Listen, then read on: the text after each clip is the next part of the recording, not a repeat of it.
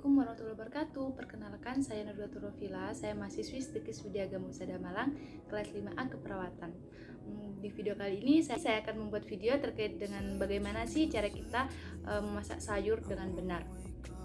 Karena di sini sayur itu memiliki manfaat sangat penting bagi tubuh kita. Nah, karena itu proses pengolahan pada sayur itu sangat penting sekali. Cara memasak memiliki peran yang sangat penting dalam nutrisi sayuran tersebut. Nah, terdapat perbedaan nutrisi sayuran dari cara memasak direbus ataupun dikukus. Nah, untuk memahaminya lebih lanjut, yuk kita simak videonya. Pertama, kita cuci dulu sayuran yang akan kita masak dengan air yang mengalir, terus kita tusuk-tusuk secara perlahan sampai sayurannya ini menjadi bersih. Nah, ini dia nih sayuran yang udah kita cuci bersih tadi. Selanjutnya sekarang kita potong-potong dulu sayurannya sebelum kita masak. Untuk pemotongnya sendiri kita potong-potong menjadi bagian-bagian besar. Kenapa? Karena semakin kecil sayuran yang kita potong itu nutrisinya akan semakin berkurang karena proses pemasakan yang kita lakukan. Jadi kita potong-potong menjadi bagian-bagian kecil. Nah, untuk pengolahannya sendiri nanti di sini akan ada perbedaan dari sayuran yang akan kita kukus dan sayuran yang akan kita rebus. Nah, untuk yang pertama, merebus.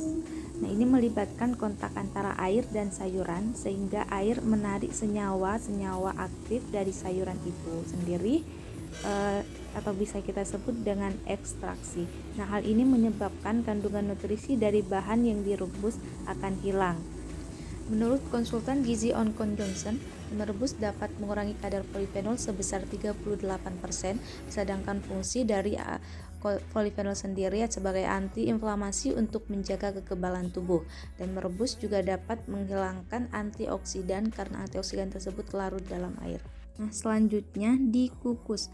Dikukus dapat menjaga senyawa dalam makanan seperti vitamin ini agar tidak mudah rusak karena melibatkan uap panas yang tidak menarik senyawa vitamin yang terdapat pada bahan makanan yang justru membuat senyawa beracun seperti sianida atau cemaran pestisida keluar dari sayuran.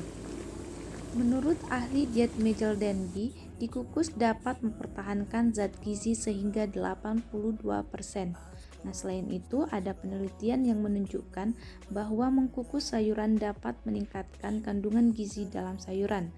Kadar polifenol akan meningkat 52% karena proses pemanasannya tidak berlebihan dan sayuran tidak terendam dalam air. Nah, namun perlu diingat ya teman-teman, jangan terlalu lama dan biarkan sayuran tetap hijau dan segar.